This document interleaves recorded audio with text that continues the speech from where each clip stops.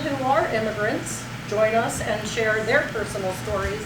So we thought we would put it in a safer way and have Lisa Ray and I reading stories that we have collected and just kind of create the prompt from those stories for our story circle. So we have Hank Adams and Caleb Yoder, who are amazing at...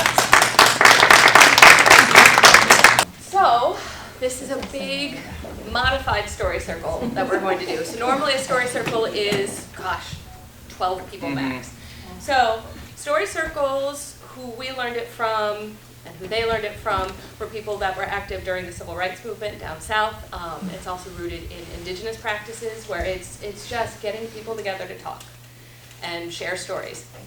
And that's where community happens, that's where connection happens, that's where life happens, really. So the goal today, like Danielle said, is to bring stories forward that we would love to have people who are immigrants come and tell their stories, but it's not really a safe environment for them to do that. So what we've done is collect stories, and you guys are going to read them, and then we're going to have a prompt for each story, or maybe just a couple of prompts, depends on how much time each round takes. But what we'll do is listen to a story, and then we'll give a prompt.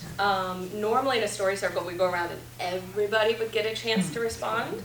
And everybody gets about 3 minutes to do it, but we'd be here all night.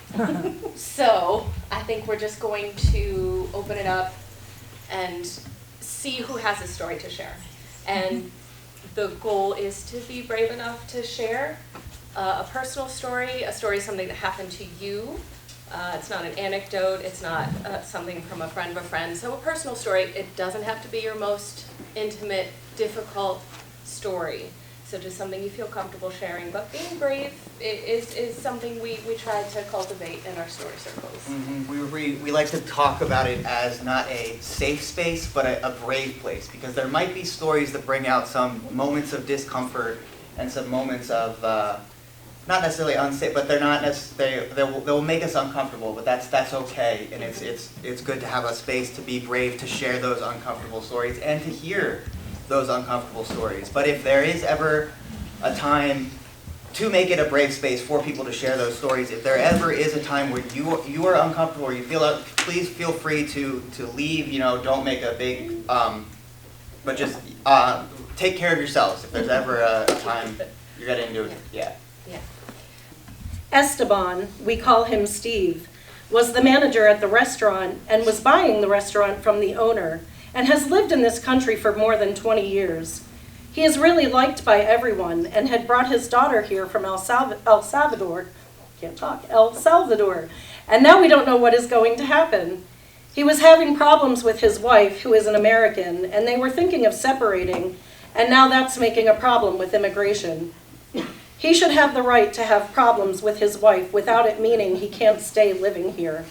This has been his home, and he wants to stay here.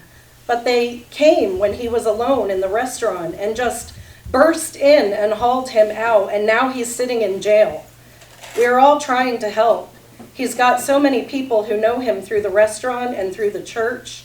I can't believe this is happening in our country. I used to think it didn't matter who we elected, but I guess it really does.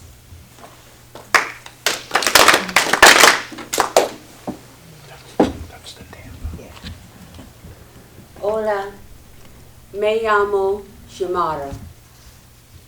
The name Xiomara hails from its Spanish roots and is derived from the words Gio, meaning ready, and Mara, meaning battle.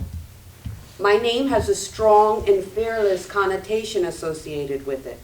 And throughout history, the name Xiomara has resonated with those who possess a warrior-like spirit, strength, and determination.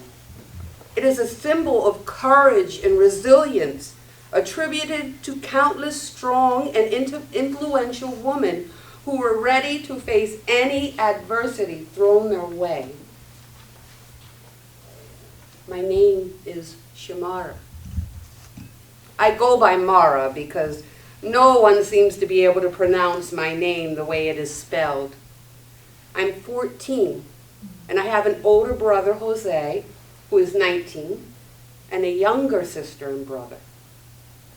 I spoke with one of my teachers because I'm very worried about what could happen to my parents and then to us all.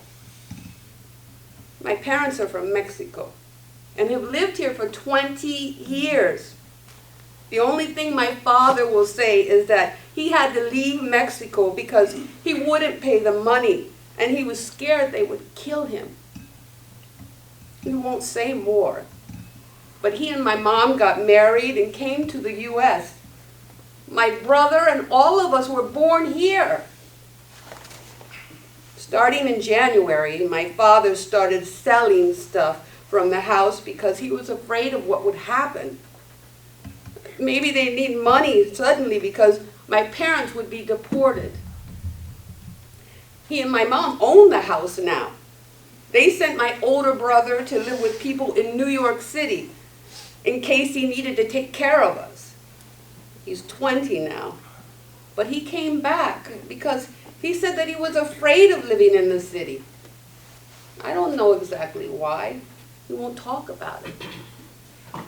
My mother and father still work, but I'm afraid they will be picked up and deported and we will be left here. I don't know why this is happening, but we are all scared. This is my country. And I hope to go to law school, but now everything is messed up and I don't know what we are going to do if we lose our parents.